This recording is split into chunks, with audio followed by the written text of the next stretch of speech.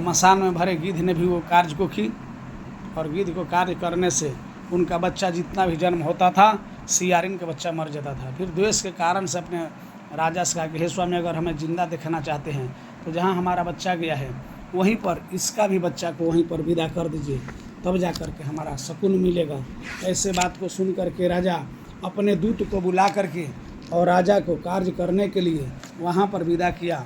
जो 8 पुत्र के उनको जहर दिवाए, जहर देने से भी बच्चा नहीं मर पाया, तो फिर उनको अपने आदमी जन से मूड़ी कटवा करके और सब 8 लड़कों को पेठारे में बंधवा करके और उनके पास विदा कर दिया। फिर मंत्री की यहाँ जाने लगी कि अब देखे कि उसका बच्चा नहीं, अब क्या करेगी। ऐसे जाने के बाद में वहाँ गई तो जा कर के देखी, फिर भगवान के सिद्धा दृष्टि हुई और 8 लड़का बैठ कर द्वार पर चने खा रहे थे। ऐसे देख करके उनका मन में बहुत दुखित हुआ। करी फिर पूछी, करे बहन, तुम कौन सा ऐसा व्रत तप करती हो जो कि तुम्हारे बच्चे को मैंने मुड़ी कटवा दिया, सांप से कटवाया, तब पर भी वे जीवित रह जाता है, इसका कोई उपाय है तो बताओ। तब फिर जा कर के चील ने बोली, हे बहन, हम और तुम दोनों एक समय में गिद्ध और सियारिन थी, लेकिन हमने भली भांति जुतिया का व्रत का पालन किया, न खर पानी पिया, और तुमने आधे रात में उठ करके और जा करके मांस को खाई हो, इसलिए तुम्हारा बच्चा हर समय मर जाता है और मेरा बच्चा जीवित रहता है।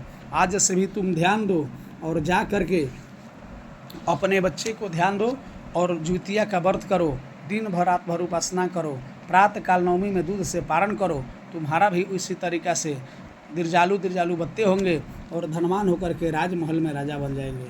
ऐसे सुन करके भी राज की बात सुन करके और वहाँ से आगे की ओर बढ़ी और जा करके उसी साल से रानी भी अपना बड़े बड़े राजाओं का जन्म दिया।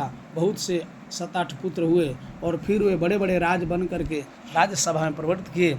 उसी दिन से गिद्ध और सियारिन दोनों भी, रानी और मंत्री दोनों मिल करके मंत्री के पत्नी और जीविका व्रत का पालन किया। जो भी ऐसा करेगा, दुर्गा जी का पूजा करेगा, भगवान सूर्य का चंद्रमा कार्य दे करके और बिना खाए पिए रह जाता है, सुबह में जाकर दूध से पारण करती है, उनका हर मनोकामना पूर्ण हो जाती है।